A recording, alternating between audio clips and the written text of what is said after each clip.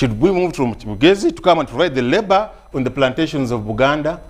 Somebody should move from Arua to come and provide the labor on the sugarcane plantations. Actually, in the Jinja there's Kakira sugar works. There are camps where I say that's Terego camp. Terego is from where in this map of Uganda. Terego is in West Nile. You remember that now Terego County. It's another famous county in this country. Terego. So people who are being shifted from Terego were the one now brought on to work on the plantations of Kakira, who are supervised by other people from other nationalities. So that one created the conflicting society. So from that time, we moved into that direction. So there was it necessitated that now we must sit as Ugandans and be able to redefine ourselves so that we can give ourselves a direction where we need to advance to. So we state, we are Ugandans. Yes. What is our duty? Now, just a minute. As the Baganda say, please, in Sumuro Suna, Yagala. Let us take this space, just even if we do half of it, but when thorough, it's good enough. So that people realize that now we are a product out of a distortion. So the interventions which are being put in place by the leadership, by the current system and whatever, are good enough, and therefore we must nurture them. So, go back to the story. When now Ugandans sat down, of course after independence there were subsequent constitutions which were abrogated by the subsequent leadership after the post-independence. So, when now by 1986, when the National Resistance Movement government comes into power, the first thing it concentrates on is to establish the authority to the people of Uganda. It did that one through the 10-point program, through the RCs, today we call them LOCs. Then from there was the constitutional making process. People were consulted and they discussed. So in the preamble they say, we Ugandans, recognizing our history, which was characterized by distortions, constitutional abrogation and all those kinds of order, which was not properly run. We come up and say, we declare ourselves that now we shall be committed to building a transformed Ugandan society, changing the society that we are in. And they define 7 pillars in there, which now we all commit ourselves as Ugandans. I may not finish all of them because of the small space, but I want to mention one of them. One of them is unity. Comes out, yes, we are committed to building a new Uganda when addressing the unity in diversity. Because we want to be united. As the saying, the old adage say that now united we stand, divided we fall. We need that unity, regardless of the tribe which you belong to, regardless of the religion which you attest to, regardless of your political ideological perceptions. We need the unity. Then when we bond together, then we can be able to address the needs that we want. We want the peace. Who doesn't want peace in this country? Everybody must have the peace. If you have a society, a situation where there is no peace, the answer to that one is the destruction of that society. And as Ugandans, we saw it throughout history.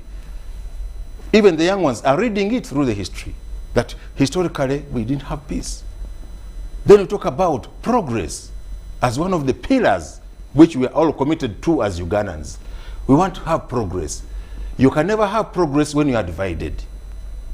Then from there we talk about equity within the pillars. Then we talk about democracy. So it's a whole lineup of 7 of them. And since we are committed to that one, the framers, the leadership said, if for us to achieve the Uganda we want, we must come up and define where we want to go. That's the national vision. Through the processes, the national vision has been framed and it's there. I hope that you know about the national vision. Where do we want to go as Ugandans? Regardless of all these others, they said we need to have a transformed Ugandan society from a peasant, which was created by the colonial distortions. Peasant was created. You're aware about that? Yes, I am. When they created the peasant class and then exploited us. So we want to create a society, we want to have Uganda, which is transformed from that peasant society. And people who are listening to us here, this conversation, peasantry is one of the biggest problems to this country, Uganda. Because a peasant economy can never transform. That's why the vision, the people get that we should be able to struggle to transform ourselves from the peasant economy to a modern and prosperous country, where everybody in this country can feel comfortable and be happy, where every household can be able to earn at least 20 million shillings per year. When you mention 20 million shillings per year, others think that no, it's just daydreaming. But this is real. And the leadership has guided through many programs that we can be able to earn these 20 millions per year. And I think you have ever had the 4-acre model, which His Excellency launched. You have 4 acres, you divide it, get 1 heifer there, put some crops here, manage them with an economic mindset. You'll get money in the homestead. So that's one of the directions, the projections that now we must all go towards Ugandans. So now, when we talk about nation building, we must define nation building hinged on what or for what. We're talking about nation building for socio-economic transformation. So we want to build our Uganda, which is transformatory, which is changing in character, so that at the end of the day, people can put money in their pockets. And when you put money in the pockets, that's the beginning of general happiness. We shall have the universal happiness when you put money into people's pockets. So now, government comes into place to put parameters in place that are going to help everybody, the natives in this country, to make sure that now they participate in the process of building a transformed Uganda society. So there, the government, through a democratic process, is put in place. Then the government puts programs in place. The state puts programs in place to support that process of transforming the Uganda to the one we want. And which the one we want, comrade? We want a transformed Uganda society, from the peasant to a modern society, where people have got money in their pockets. So all programs that are put there are geared towards that one. I'll give one example. When the government comes up and says, let us have universal primary education, those are part of the ingredients of nation building. So that people are all aware, at least they can be able to read and write. When they read and write and they add on with the specialized education, they will cause innovations, then to be able to harness nature to their advantage. Any illiterate society can never harness nature to its advantage.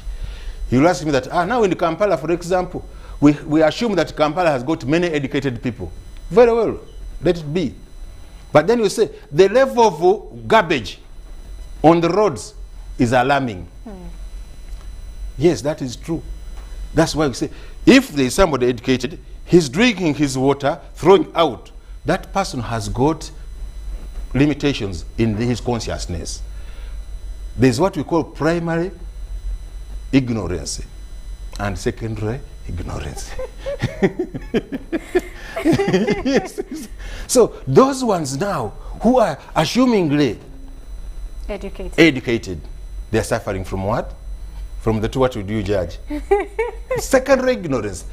Too much, you're a professor, well gone, but then you are dumping. You are clogging, not knowing that now when you dump it there, you are going to cause the flow of the system, the water system will be clogged. And what will come out? Floods. And what are the consequences of floods? Displacement. Social, human displacement. So now national guidance comes up to make sure that now we open up some of those ideas that may not be seen, so that we know that it's our duty now to make sure that we negate primary ignorance and at the same time negating secondary ignorance. How are we negating primary ignorance? Universal primary education. Universal secondary education. Then from there we go up to institutions. That's one of the strongest pillar, knowledge. And when you look at the characteristics of our vision, knowledge is very, very important. So when you are knowledgeable, then you use that knowledge to your advantage. You are participating in nation building. And for us, when you look at it dialectically, nation building is not about the individual, but it's about everybody's participation. The state puts parameters in place, it will put parameters of security in place, but also you as an individual, you have got a responsibility through programs like Neighborhood Watch to ensure that we participate in the peace process. You and me, if we know that now, for those who believe in Christianity, we are all created in God's image. Why should I fight you?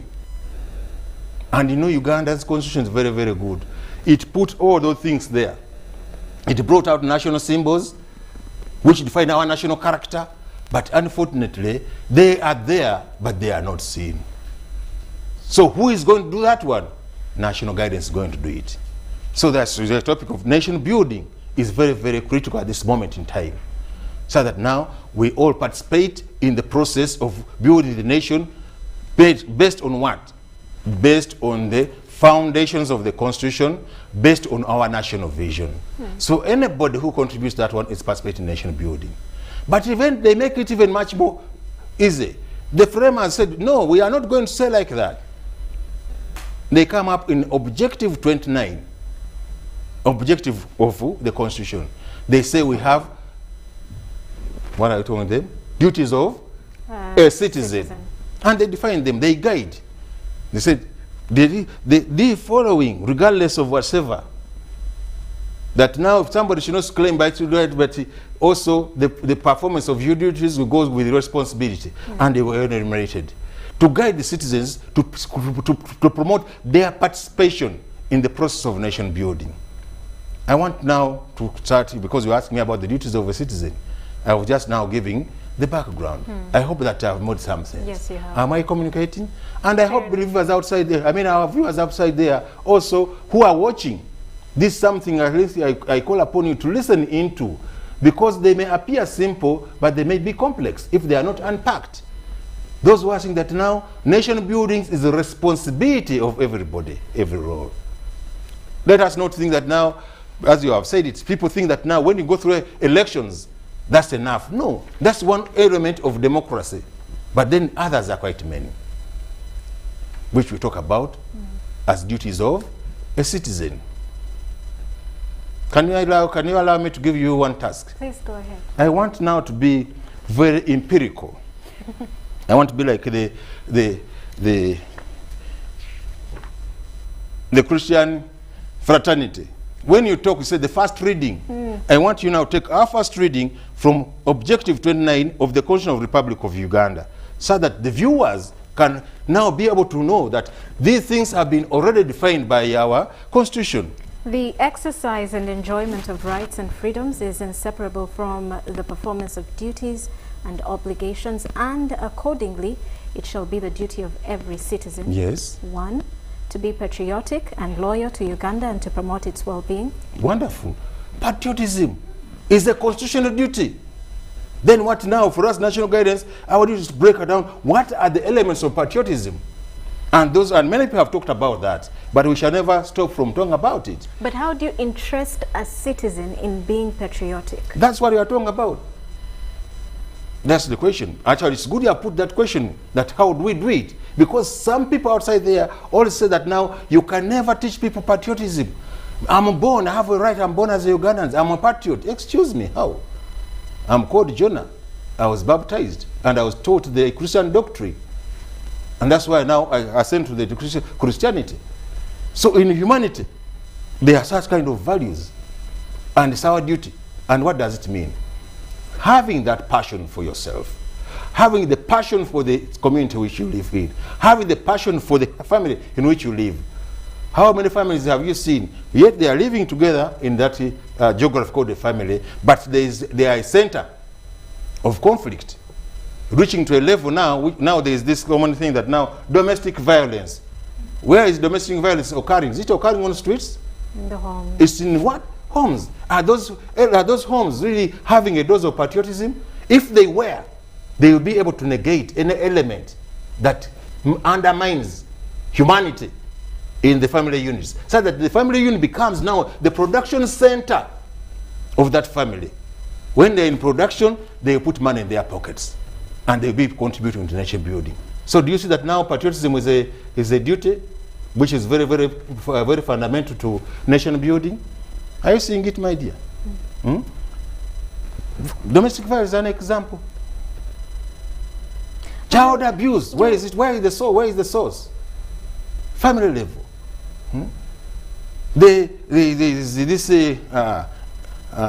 Which always they talk about gender abuse.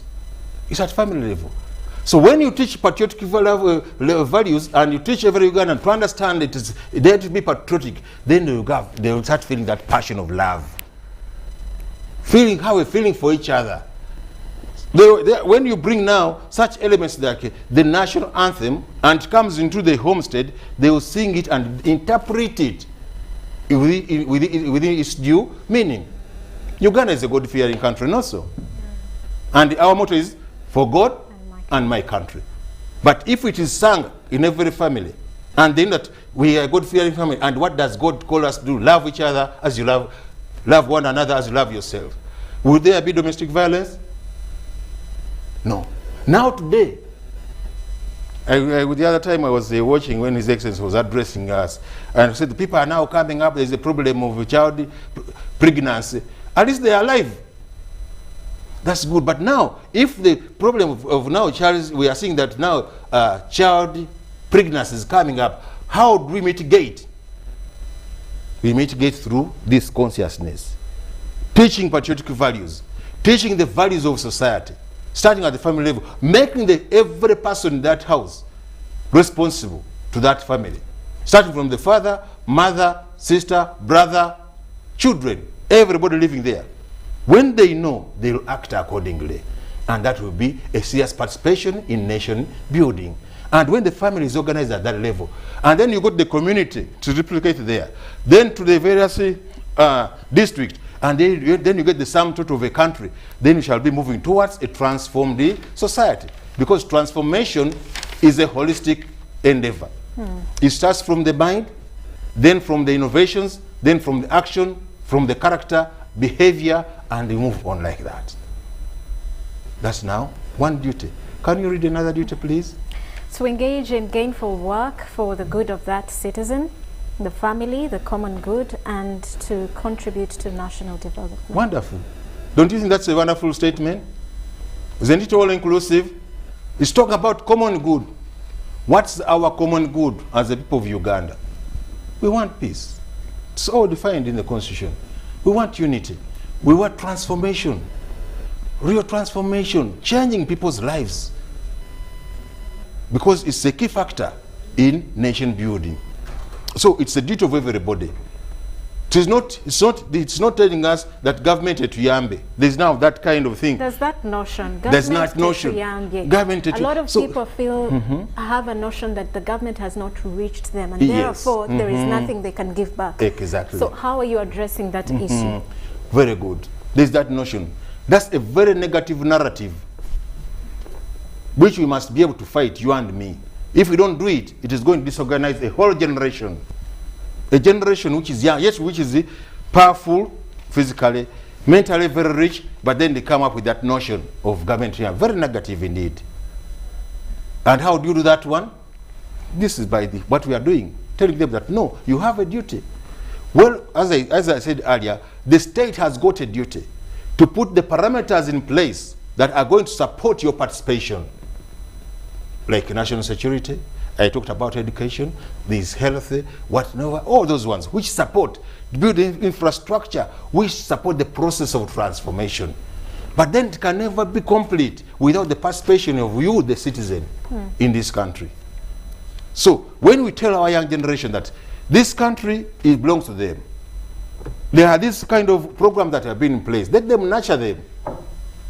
All of us have now been hit by COVID, not so.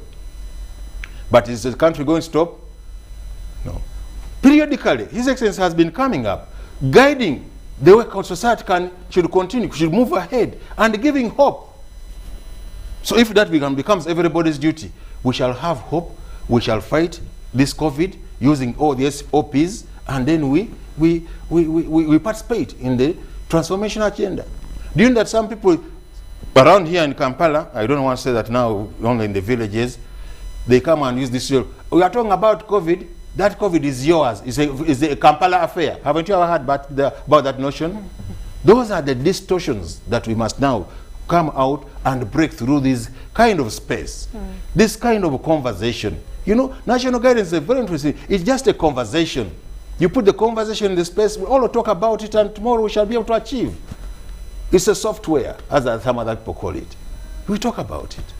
So when we talk about now dutiful for participation in the well-being, the welfare of the community in which we live, and if everybody walks and talks that, we shall be able to negate the littering, because you are in where you are living. You know that now when I litter, I'm going to even cause the propensity of my children to dysentery. They will come because of where you will be creating a platform for the reproduction of the things that create dysentery, cholera. Then you say, oh, no, let us now also participate in this. But now, because there has been a historical distortion in appreciating some of these issues, we abdicate ourselves from those roles. You find somebody even littering outside his gate. Now there is this gate phenomena. My gate here, then 1 litter is outside. It's on the road. Think that now the fly also will be conscious of the wall. It will move. It will pick from there and enter into your house. Thank you very much, Assistant Commissioner. I wish we had more time to discuss further this, but we do not. Thank you very much for sitting with us and shedding light on this issue. You mean the time is over? The time is done. Oh, thank you. Sorry. Thank you very much. I won't be like Oliver Twist. Thank you very much. But we need some more so that we can continue with this conversation. Yes, it's been a pleasure. Thank you. So those ones who have been watching this program, thank you very much for listening. Please tune in the National Guidance Moment. We shall continue coming here. I hope we even shall hold a conversation with you so that you can now be able, you can see how important it is. The time is too short. So you could be able to expand it. I think we shall go into this discussion so that it becomes around 2 hours. Actually, according to me, I'm just starting. And then you close me up. Thank you, Assistant Thank you so much, please. Yes, and may God bless all of you. Bless you as well. Amen. That's it for now. Thank you. Transformation is the must.